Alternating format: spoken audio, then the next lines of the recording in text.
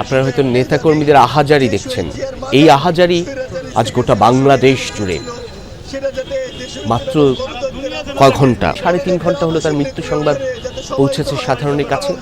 এখনো অনেকেই ঠিক বুঝে উঠতে পারছেন না ঘটনার কতটা সত্য কিংবা মিথ্যে। তাদের কাছে এখনো এই ঘটনার এই বাস্তবতার বিষয়টুকু উপলব্ধিতে হয়তো বা অনেকেরই আসছে না, মেনে নিতে পারছেন না। ছুটে আসবেন সব এই রাজধানীতে বিএনপি চেয়ারপারসন বেগম খালেদা জিয়ার কাছে, তার মরদেহের কাছে।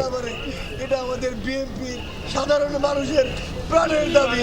এটা আপনাদের প্রতি আমাদের বিনীত অনুরোধ, আপনারা এটা বিএনপি পরিবারের আমরা হাইকমান্ডকে আপনারা এটা একটু জানাবেন। আর যে কোনো মূল্যে হোক আমরা চাই দেশনেত্রী বেগম খালেদা জিয়ার সমাহিত দেশ শহীদ রাষ্ট্রপতি জিয়াউর রহমানের কবরের সাথে এটা আমাদের প্রাণের দাবি। আমরা অনেক কষ্ট করে এটি খুব গুরুত্বপূর্ণ দাবি উঠছে একেবারেই তৃণমূলের নেতাকর্মীর কাছ থেকে। ধরুন, যে ছেলেটি এখন বক্তব্য দিচ্ছিল, যার কথা শুনছিলেন, সেও গুম হয়েছিল কিছুদিন এই 2024-এর 7 জানুয়ারি নির্বাচন পূর্ব সময়ে, যখন 28 অক্টোবরের ঘটনা নিশ্চয়ই আপনাদের মনে আছে দর্শক।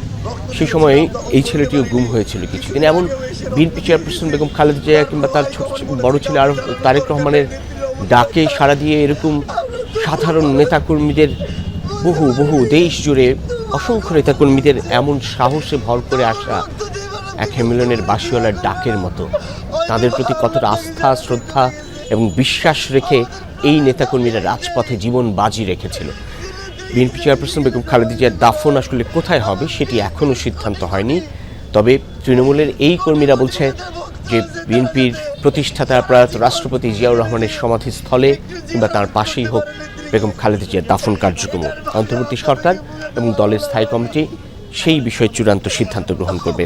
যেটি বলছিলাম কোভিডকালীন সময়ের কথা, সেই সময়ের কথা নিশ্চয়ই আপনাদের মনে আছে কি এক ভয়াবহ রুদ্ধ পরিস্থিতির মধ্য দিয়ে আমাদের যেতে হয়েছিল।